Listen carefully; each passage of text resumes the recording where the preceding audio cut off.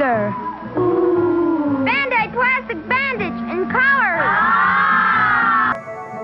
But of course. Introducing Subway's new turkey and ham Dijon. Turkey ham.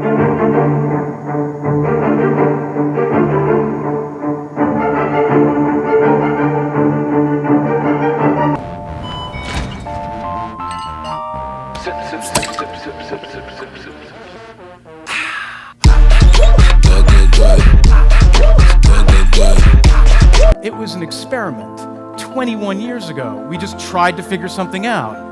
We thought, hey, let's give this a try. But somehow it's stuck. It became the thing that we need to do. It's the way we fund the internet today, right? The point is, there's about the same percentage. Advertising is not about blowing your own trumpet anymore. During this time, when the amount of information consumed every day gets more and more overwhelming, no one would like to be friends with a brand that only talks about itself on multiple platforms and doesn't include its audience in the relevant narrative. That's simply because consumers nowadays already have enough distractions from both the online and offline worlds. Matter of fact, they will most likely pay their short-lived attention to what benefits their particular needs first. Well, this is actually an interesting time to be alive for those in marketing and advertising. With the boom of digital marketing and social media specifically, marketers get to gather a well-rounded picture of the customers thanks to endless interactions online. So my life is social media, personally, professionally, and academically. And if it was doing this to me, what was it doing to everyone else? Top of the pack are Facebook and their sophisticated algorithms that help translate user behavior into meaningful insights including locations, interests, education levels, and many other demographic points. Facebook ads allow you to promote your products and services on its entire media platform, not to mention the huge amount of user data that can be used to help you advertise. And also, with the release of Apple's iOS 14.5, users can choose to opt out of behavioral tracking. This, however, is not as easy as it sounds. Operating Facebook ads doesn't adhere to the one-size-fits-all philosophy. Then what should we do to not burning all our money on advertising before making positive profit?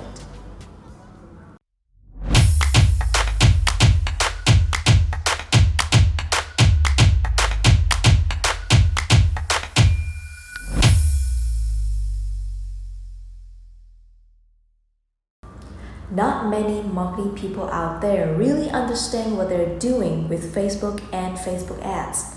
After all, it's not an arcade game machine where you put tokens on one side and hope for the stuffed animal to fall right through the hole. There are many ways to run an ad campaign, but almost all newbies, or even so-called senior, still fall into these 5 common mistakes. Number 1. Restricting your audience. You might think that advertising to a small group of people will help you save money and so just target those who will potentially click. But this is the exact opposite of what you should be doing. The bigger the audience that you create, the more options you're giving Facebook on who they can serve your ads to as you determine how broad your audience target should be. Think about the objective of your ad and see if it's to raise brand awareness or sales conversion. Number 2, targeting the wrong people.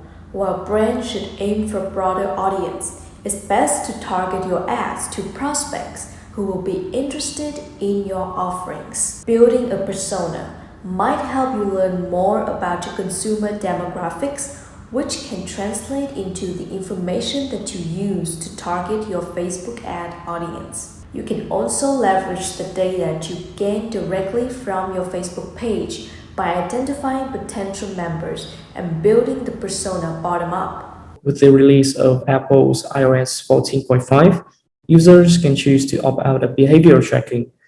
This is a huge problem for Facebook advertisers, as you can no longer measure and analyze the behavior of those who choose to block tracking. That will affect the accuracy of your campaign's reports, and it will be harder to know the correct coverage and engagement of your ads.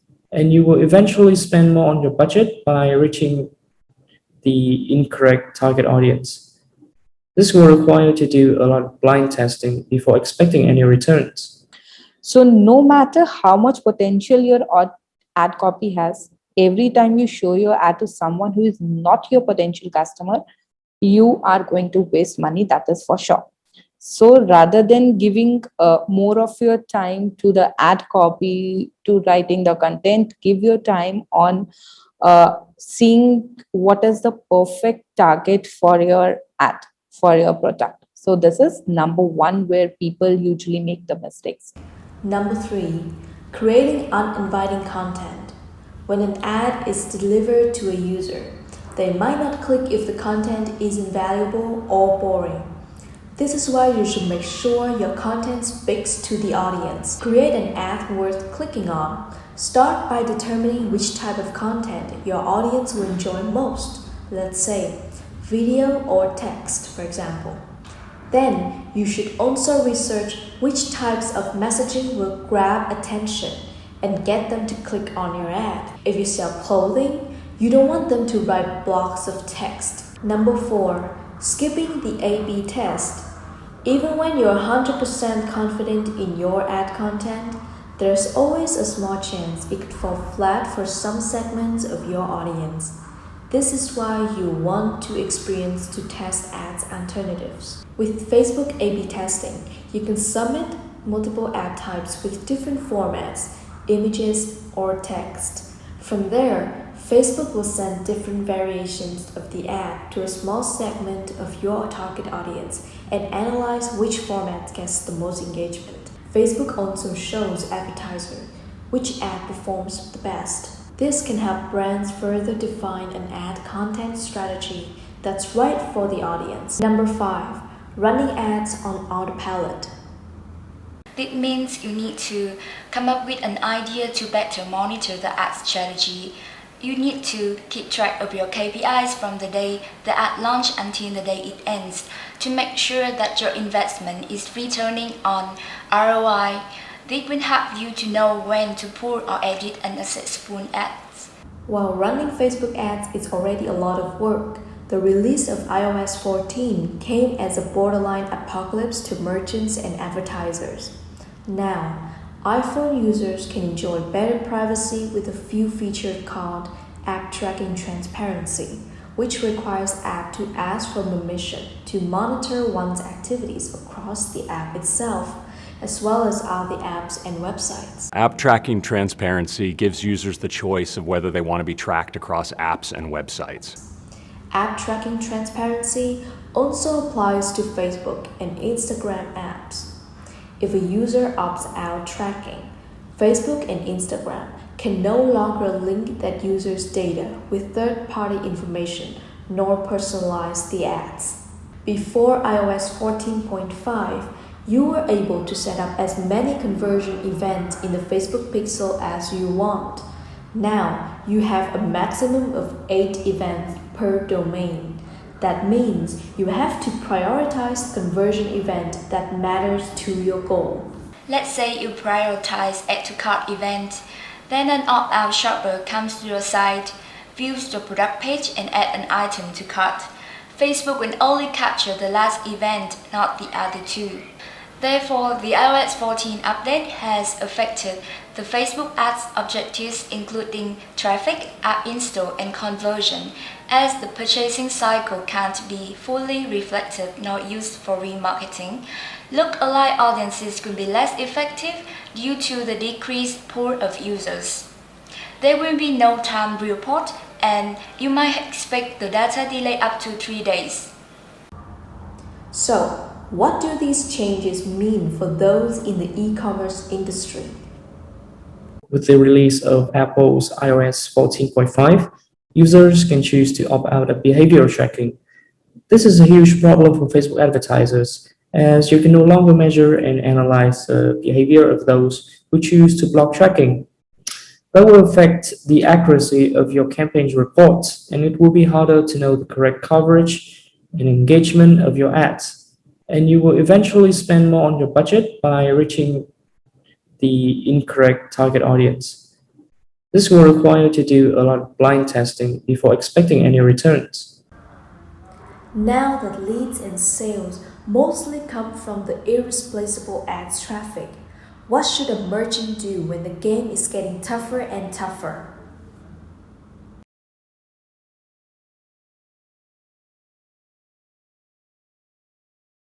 To PageFly with a goal to paint your fullest and most updated picture of the e-commerce world.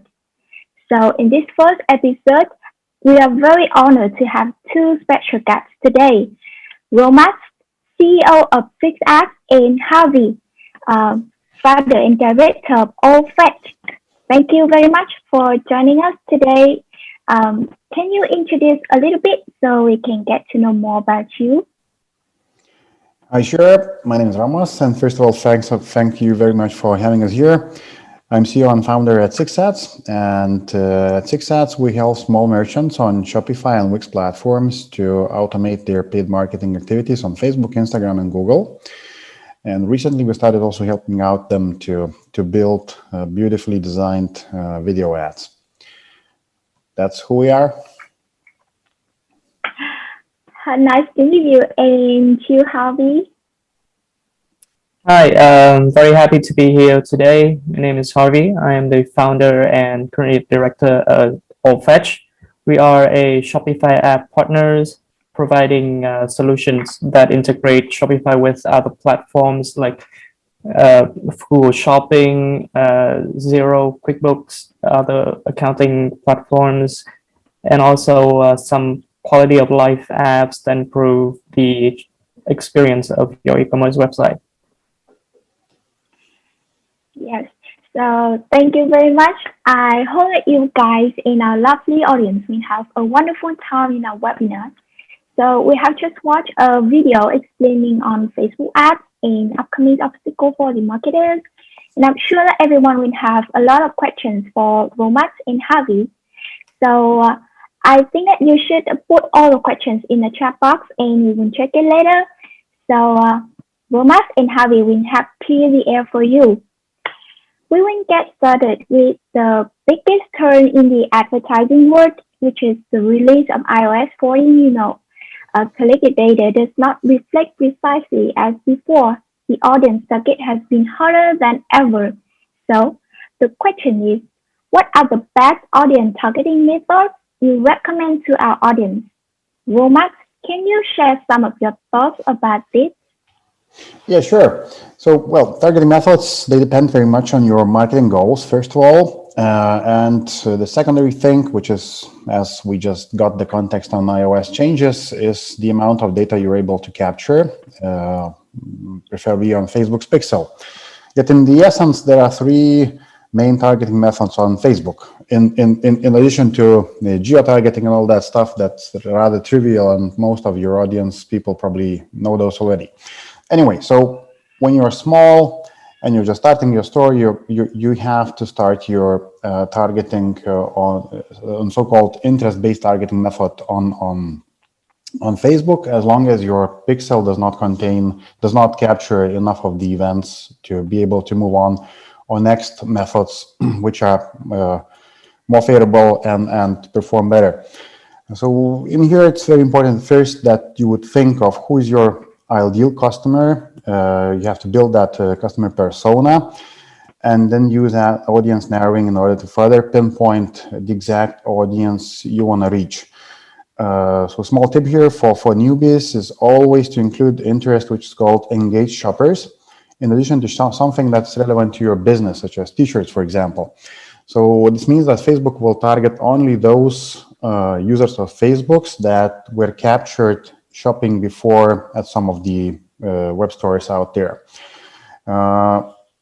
Initially, you should start with pretty narrow targeted audiences, and I wouldn't agree on what we actually heard in the video. So you should start a little bit more narrow, and later on, as your pixel matures, you have to broaden your audiences and also change some conversion jacking that you currently use.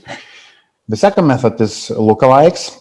And as your Facebook pixel trains itself and captures hundreds of events, hopefully these are sales, or at least add to carts, you are able to start creating and target lookalike audiences. And in a nutshell, this means that Facebook is able to find those users of Facebook's which are similar in the behavior to the users that made were shopping at your store. So basically, they are able to capture and find those that are looking similar. And tip here is to try play around with those lookalike audiences and target different of those. So, for example, you might target only 1% lookalike audiences, which are pretty similar to those that were captured by your pixel, and also try targeting those that are less similar, like 5%, 2%, or 3%. Bear in mind that all of those, they do not overlap. So you might use different ad sets to target those within same campaigns of yours. And last but not least, and that's probably the most important one, is remarketing. It's a must-have targeting method, as visitors rarely become buyers on the first visit to your store. So unless you sell food or beauty or some of the other products which are prone to spontaneous buying. Remarketing targets your past visitors with the content that is same or similar to the content that your users were engaging with at your store during their last visit.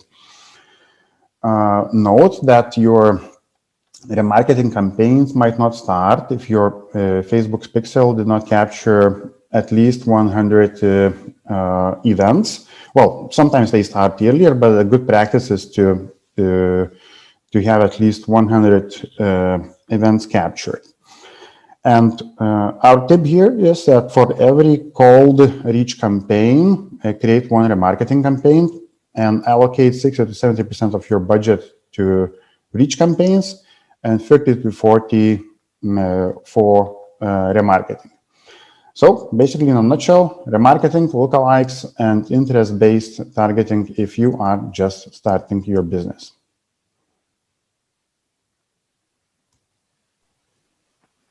Wow, thank you. That's very insightful. How about you, Harvey? What's your opinion? Yeah, so I think Romas pretty much cover everything really specific. So I think I'm gonna have some general input. So with the iOS 14.5 release, it would be much harder for advertisers to analyze their metrics accurately because the ad coverage and engagement will yield inaccurate results because the Facebook pixel is not working for those who choose to opt out of tracking. So on one hand, it would be harder to reach the target audience, and more especially it will need a lot of testing before you can expect any results. And that testing will be blind because because Facebook for the earlier time that this release came out, it has to recycle a lot of the older data that it currently has. So it will be inaccurate. And as a user, I also experienced that some of the ads on Facebook are not related to my shopping preference or what I'm looking for. So that's something that you all should keep in mind.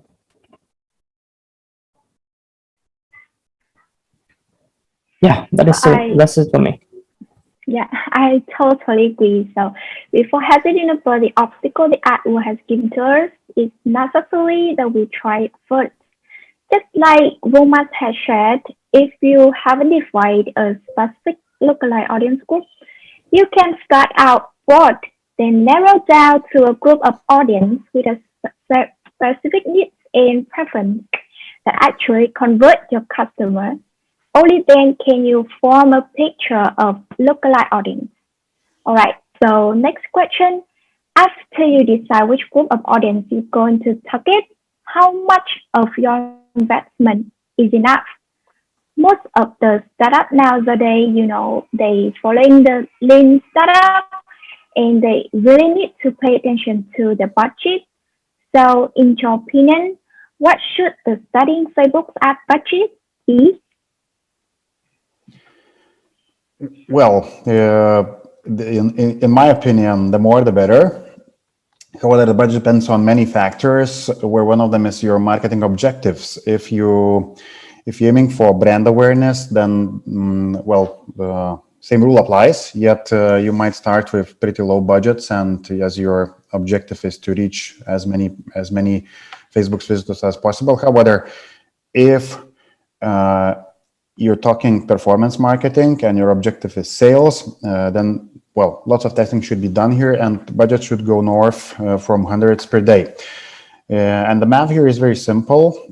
If your conversion rate is 1%, which is very typical to a Shopify store, this means that only 1 out of 100 visitors might convert. So given the average price on Facebook for e-commerce ads, and this might vary, but let's take $0.50 per click, then you would need to spend at least $50 to get your first sale.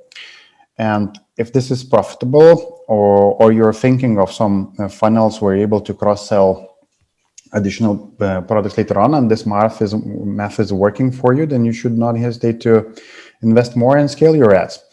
The tip here is that you shouldn't scale too fast, as Facebook might increase the price too quickly, and you will waste a lot of budget. So aim for no more than 10% daily budget increase here. But yeah, once again, just to reiterate, the more the better. We quite often see that people are starting with very little amounts, like $2 a day. So I would say that this probably won't work, and you have to think of how to invest more. Thank you for your useful tips, and I'm sure that everyone here will find applicable to their own situation. And same goes for PageFly. We also run apps, and the conversion rate and cost ratio are our main measuring metric. So the idea is the higher the conversion rate, the lower the cost ratio. But life doesn't always go the way we want it. So if we increase the budget to get more impressions, hoping to get more in-store, the conversion rate drops, and hence the CPI increase. So the lesson I find is that running apps require extra effort.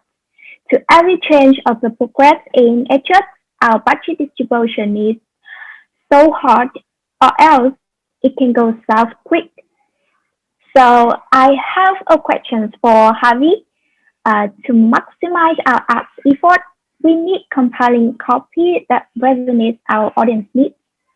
So how to avoid that a copy that is not problem focused and not funnel specific? Sure. So once you get your target audience down and you have locked in the budget, so the next very important part would be what to put in your advertising. So here's something you need to look at. First, there is a customer journey, or the buying funnel. You have to understand that which stages are your customers going to go through if they're looking to buy a product. So, for example, are they looking for information at which steps, or are they looking for a place to purchase? And when do they finally get to decide on buying? So I would say there are 3 main things that you should consider. First is to match the advertising content to the funnel that I just mentioned. You should custom tailor your content to fit the needs of the funnel stage that it should be, because different elements work for different types of users and needs. So for example, if I am looking for a place to buy a t-shirt, for example, you would want to promote your brand, not just the product itself, because you want the audience to remember your brand. You want your brand to pop up on the user's mind every time they look for similar products. And secondly, so an ad copy essentially contains a product image and primary headline and a subtitle or subheadline. So the words here is that you need to use the headlines and subheadlines as sort of a 1-2 punch. So they should be complementary and work in tandem with each other. For example, if your headline should be something that first capture their attention, and your subheadline, for example, would be something that will push the customers towards what you're looking for. Say, for example, my headline would be the name of the product that I'm trying to sell, and for a subheadline, this is something that you need to look into as well. That is to differentiate your brand or your offer with a unique value proposition. So in order to differentiate your brand, you need to have something that is advantageous compared to other retailers out there. For example, if you're in the dropshipping industry, product quality is, of course, something that matters a lot to buyers, because they obviously can't see the product, they can feel the product before buying. So ensuring that your product quality met the expectation is very important. So, for example, my subheadline should be high quality printing with method A, method B, or if I have free shipping, I should highlight that as well. So that's my 3 main things I always consider when designing or creating ad content. I'm totally with you. So no matter how much money we spend, but if the content is not good, all our effort and money can easily down the drain. So this is also an aspect marketers should focus on. So we got our target audience, look at our budget is gonna go and edit our copy. But what to do if Facebook ads traffic do not convert? Romas? Well, there might be lots of reasons for that. Poor targeting in your advertising campaigns, poor ad visuals, maybe not appealing ad copy. Yet if your ad click-through rates are okay, and you can Google for benchmarks in your sector, then in most cases, this means you're having landing page issues.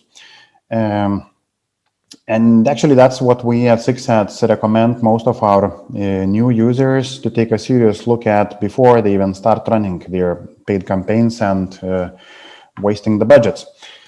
So your landing pages should be frictionless in both desktop and mobile versions. They should contain no errors. Well, Shopify in most of the cases takes care of that. For example, landing speed page is just one of the important factors, but in general, your site should scream trust, which is not always the case, especially when we talk dropshipping businesses. So think of that, like if you're selling the product that's been sold on thousands of other stores, then it doesn't look too credible. Maybe you should start selling something else.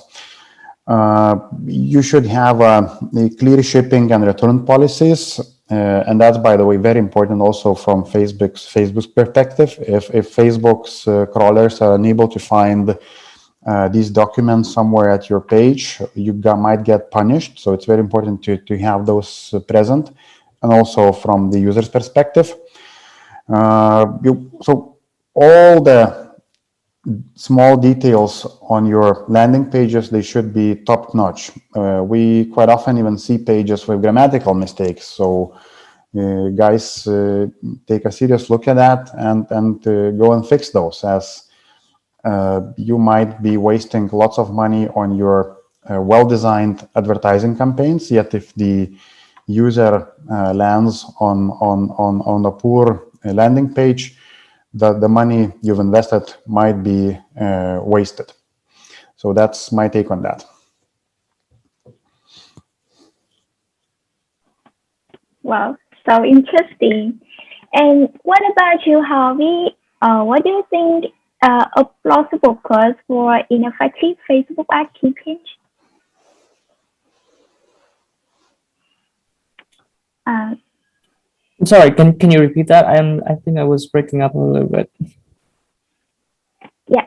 Okay. So my question for you is that what do you think a plausible cause for ineffective Facebook ad campaign? Okay. So I think I got it. So I think ineffective Facebook ads targeting, right? Great. So targeting the wrong people is very harmful for any advertisers, because essentially you are pouring your money into people who might not be interested in your product, and that is a negative thing for anyone in general. So because if you are promoting your products to someone who has no interest, you are wasting those money on instead of for people who are actually care about the product. So that is first a waste of budget, a waste of time for your company, which those time and money could be used somewhere else. And secondly, once you get the target audience locked, like I said in the previous section, the second thing you need to understand, you need to prioritize is the preparation of the content, because those are what the customer sees first. So that's what you need to sell first. You need to sell your ads. So you need to make sure that they look attractive. They need to sound good. It can lead the customers to click, and the conversion rate that you get should be the answer to the question that if you're doing this right. And I often see a lot of advertisers not focusing too much on their product content. So that is a huge problem, because once you get the target audience locked in, like other retailers as well, what differentiates you with them is essentially the ads. So that's two things for me.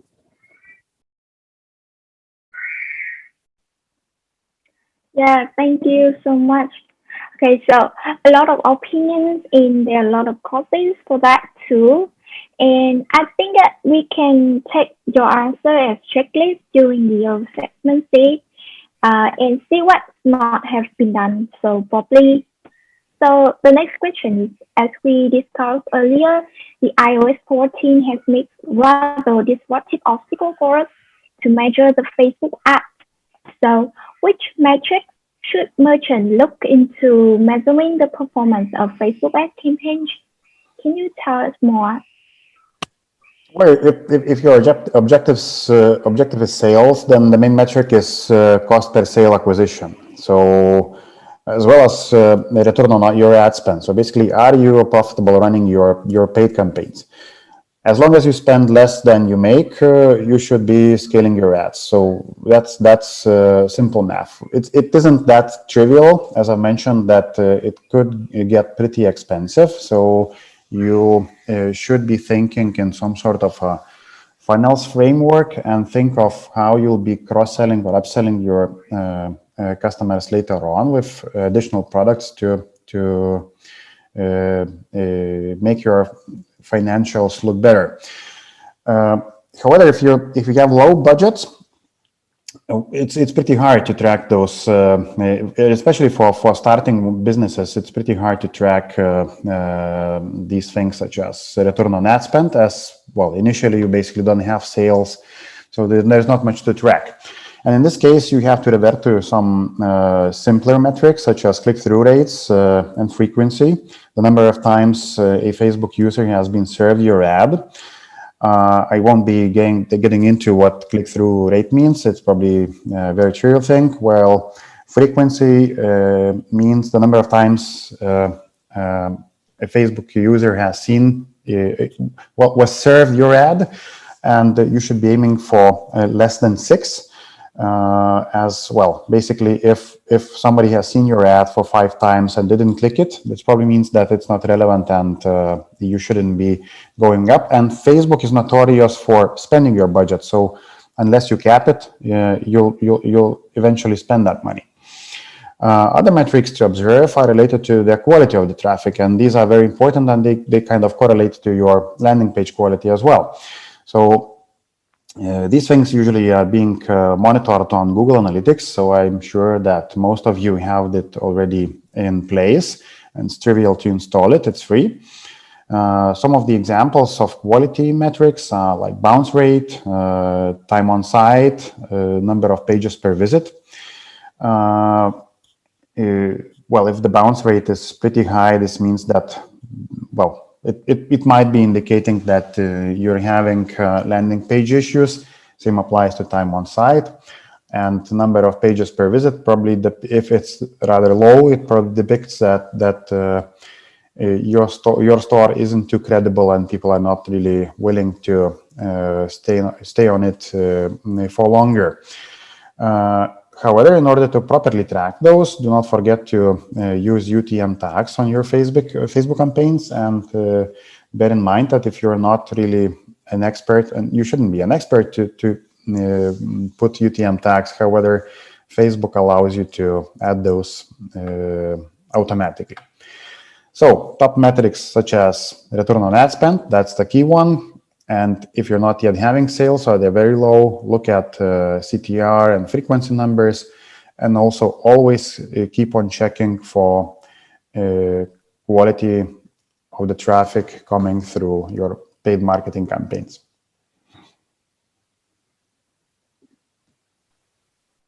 Okay, that's nice to hear. Well, the ads was huge, and there's so many more we can learn from and apply to your business. And I'm sure that our lovely audience who's watching this webinar would find these sharings and tips useful. So now, let's take a look at some of the questions we have from the audience. I will now check the chat box, and I see so many questions here. So we go from the top to the bottom. Let me check.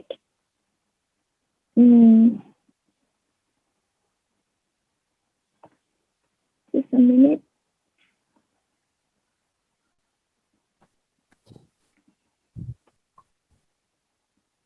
Okay, so I see one question here from Annie. What are the differences between Facebook Pixel and the CAPI?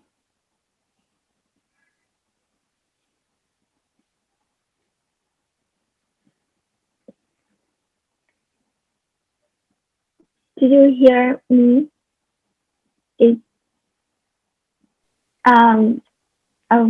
Okay, so I would love to invite Romas to answer this question.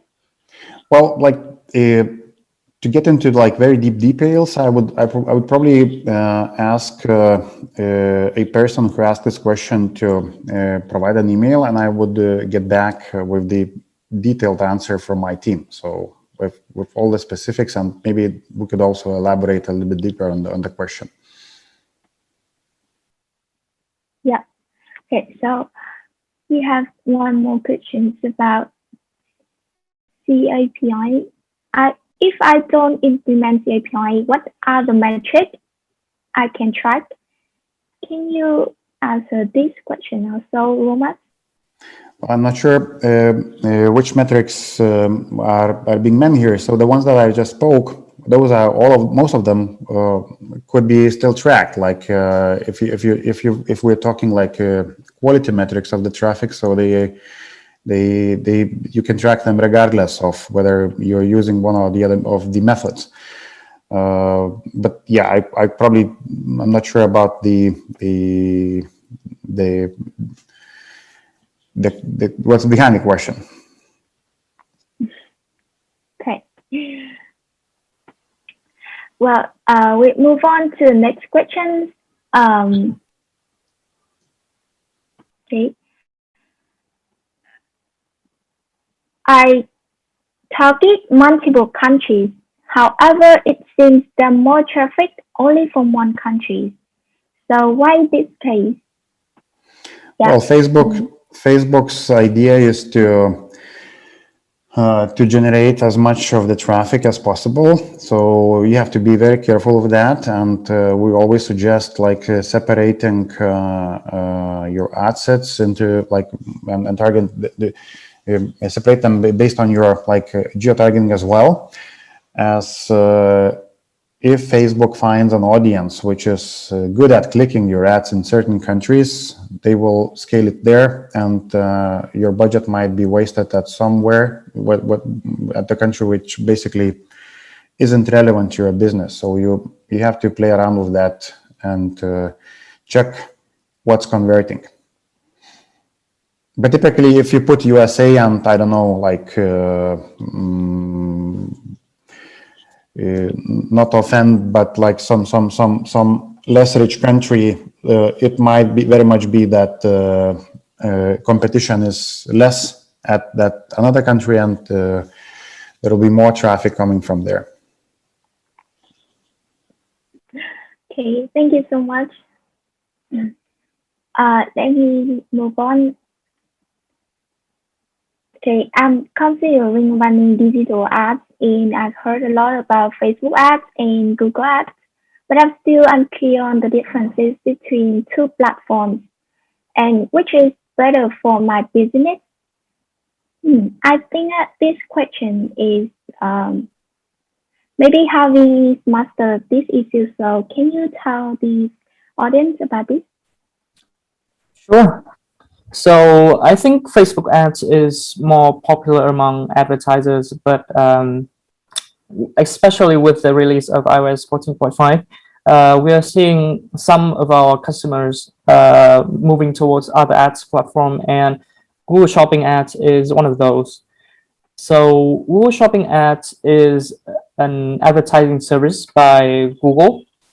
So you might be familiar with AdWords, which shows text only on the search result page. And Shopping ad, on the other hand, shows a product feed which lists out all the products that are related to the customer's search term. So, and this helps the customers also see what are they looking at when they see the product.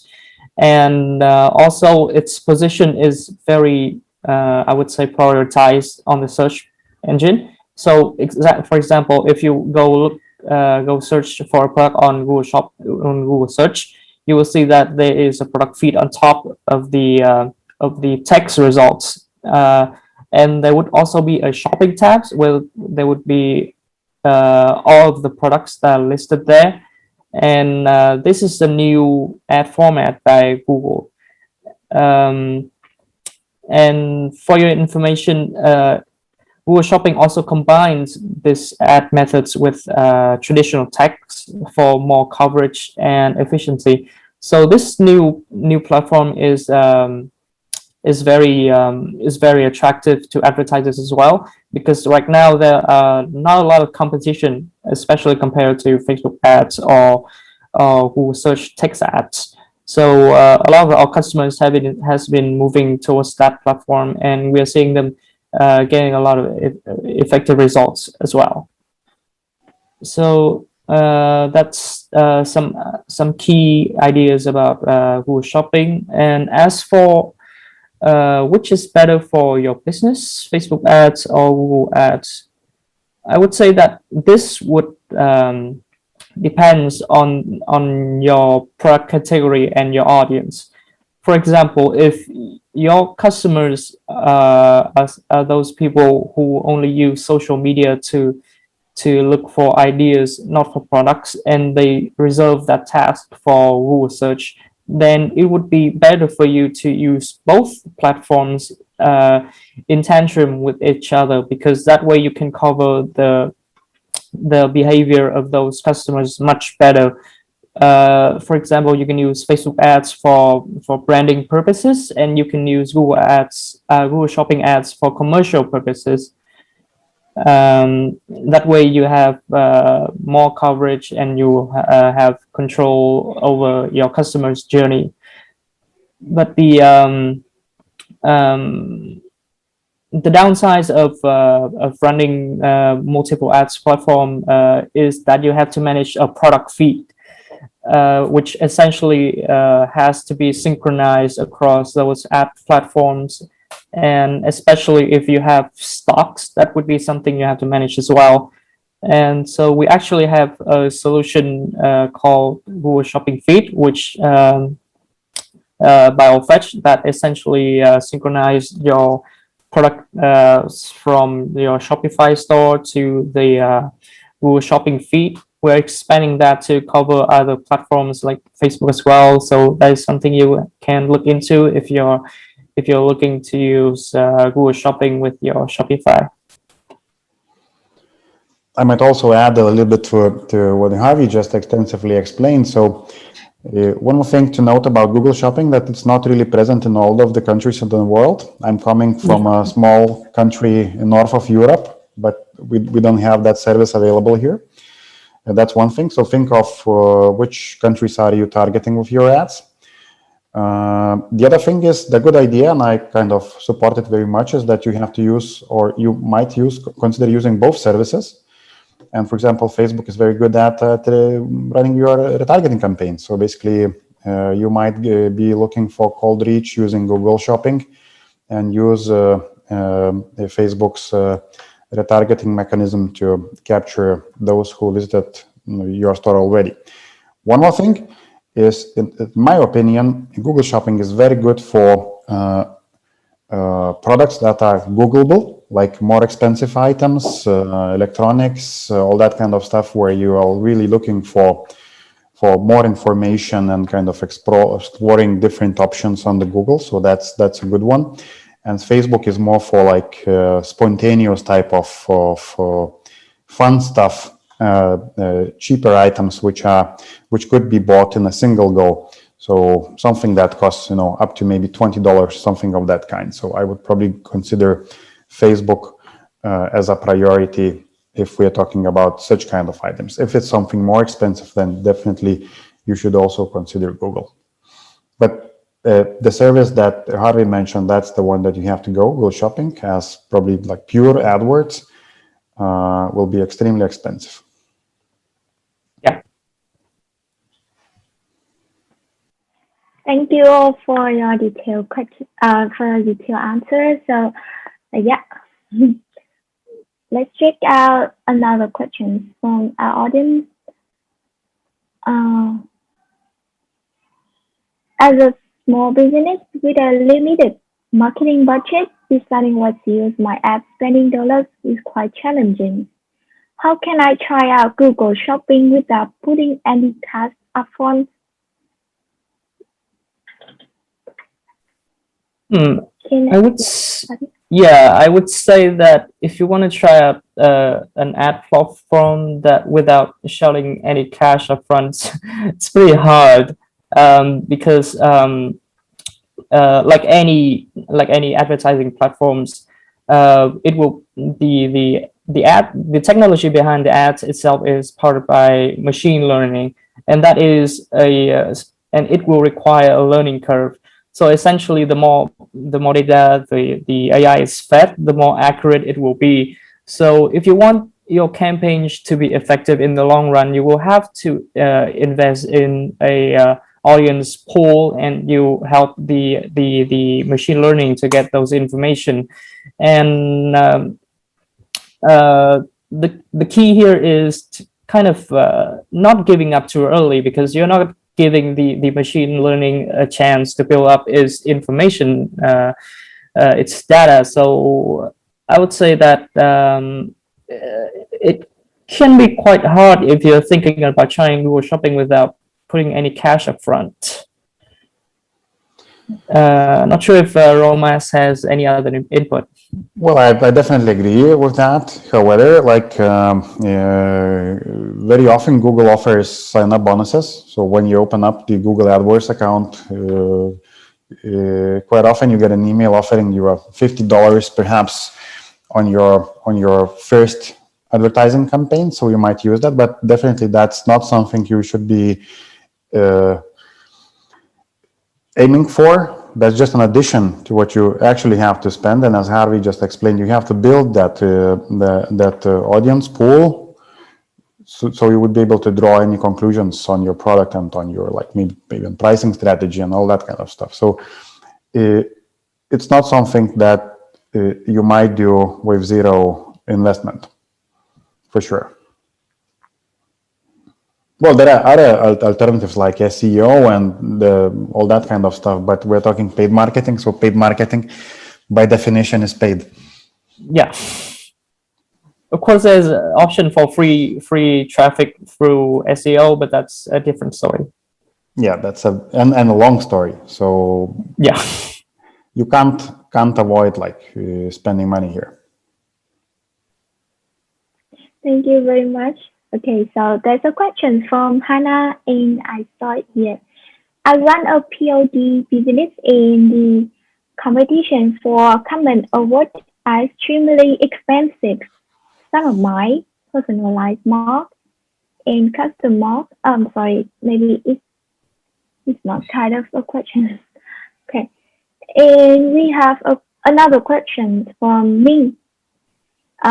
What should be the major factors I should focus on while making a Facebook ad campaign for a sport clothing store? And could you please answer it, Romas? Yeah, I'm thinking of the answer. Well, there are many ways how you could target, and it depends on how old is your store and how well trained is your Facebook pixel. If you still you're just starting and your pixel has no data, then as I've explained a few minutes ago, you probably should aim for interest-based targeting. So engage shoppers and try playing around with different interests on Facebook. Maybe people who are interested in sporting goods. Maybe if you're selling some yoga stuff, maybe you could target those that are showing interest in yoga. One more idea is perhaps you could consider targeting your competing brands. So Facebook, also Google allows you to pick audiences that are interested in the particular brand here and there. Well, what else? And yet the main thing is, again, getting back to your previous question, you have to collect that initial pool, train your pixel, and then Facebook's machine kicks in, and it by itself, it is able to find the right people. If your infrastructure is set up in a good way, and Shopify allows you to properly integrate your store with Facebook's pixel and all the stuff that's necessary there. So yeah, start with interests, and then as your pixel matures, you'll be able to create lookalikes, and Facebook by itself will be able to generate conversions. Yeah, and Harvey, and also, sure. So if you're running a print-on-demand business, I think one general practice is that you should dig into some of the niche market. Let's say if you're selling T-shirts or mugs, you should also search into more specific themes for those products. For example, we see a lot of print-on-demand merchants who sell T-shirts on certain topics like maybe trucks or other religious beliefs. But those are some ideas that you can look into, because of course generalized search terms are potentially much more expensive compared to more narrowed down ones. That is something you can consider too. Exactly, that's a very good advice. Going with the very broad AdWords, you won't make ends meet here. The competition should be extremely high here when you use generic terms, and you should aim for something more specific. Think of out of the box. Good advice was to consider those niches and then those themes that your mugs are about, trucking, gaming, whatever it is, and you probably will narrow down to something that's relevant, and it will start to convert. However, in my opinion, in this particular case, Facebook is probably a better choice for advertising than Google AdWords. Mug is probably something that costs like very little. It's not a TV set that might cost thousands of dollars. So people are more prone to buying such things. They're dwelling on the social media more than on Google.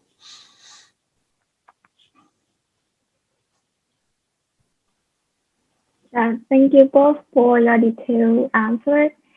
And now we have a question that is specially delivered to Harvey. Are you ready? Sure. So it is, among different types of Google Ads campaign, which is better for online stores? What should I focus on to have successful campaigns? And that's it. Okay. So I'm not really sure I fully understand the first question, because whereas it's basically online, so I'm not sure what you mean by this question. But general practice is that because it is an ecosystem, so you can fully take advantage of all its formats essentially. So just feel free to kind of because advertising is trial and error. You should experiment with all of those, provided that you already have a target and a budget in mind. So once you know, this is going to be pretty repetitive to the previous sections, but first you need to lock down your target audience, and then you need to kind of locked in a budget. You can start with like how much money are you willing to invest to gain a conversion. That could be a starting line, and you can move up from there. If you're comfortable with how much you're spending per product sales, you can scale up your ads, like Romas has given some tips, and your product content as well. And that's the three key things you can focus on to have a successful campaign.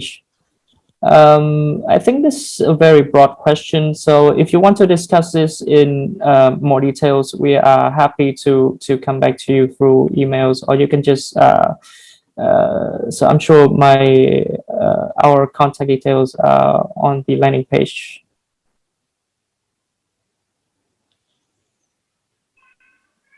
Yes, so Penny Cooper, you can, if the answer from Harvey is not clear enough for you, you can contact Harvey for more details.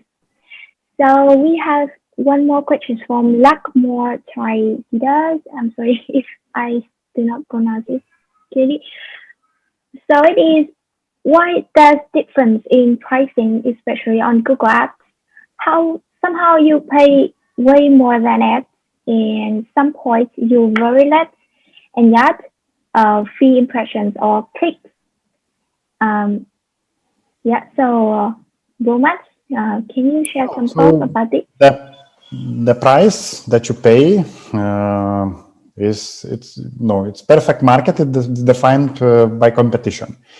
If there are several businesses competing for the same, let's say, AdWord, and some of those businesses are paying more to get clicks or to get visits for that particular AdWord, the price increases. If the competition decreases, the prices are decreasing. There are way more factors involved into that, but generally it's defined by competition. If we just discussed a very good example on those coffee mugs. So when you use generic keywords, which basically everybody in the world is able to come up with, and thousands or potentially thousands of advertisers are competing for the same keyword, the price becomes insane. So same here. So it's basically defined by competition. Facebook's algorithm is a little different. Like nobody really knows how it operates in detail, but there are many factors that are involved. But also your price is playing a role there. If your products are expensive, the experience shows that prices prices per action on Facebook also go up. Yeah, and especially for certain industries, like for example, like fashion is a fast-moving industry, so products comes and go, demands comes and go as well. So pricing changes is very normal. In addition to what Romas mentioned.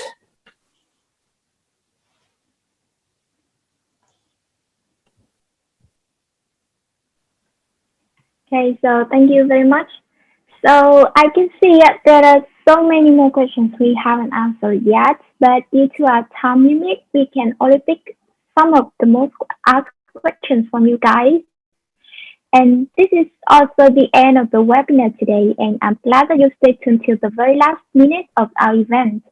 I'd like to extend our warmest of thanks to our guests today. Thank you, Romas from Sixads and Harvey from AllFetch for spending some of your precious time to make today's discussion an absolutely amazing one. So to our lovely audience, please feel free to share with us what you think under the comments section. We always want to hear from you to improve our quality of the upcoming event. And if you are merchant looking for the business tools and to create an online presence, check out PageFly, top 1 page builder app in Shopify. So now thank you for tuning in and see you next time. Thank you.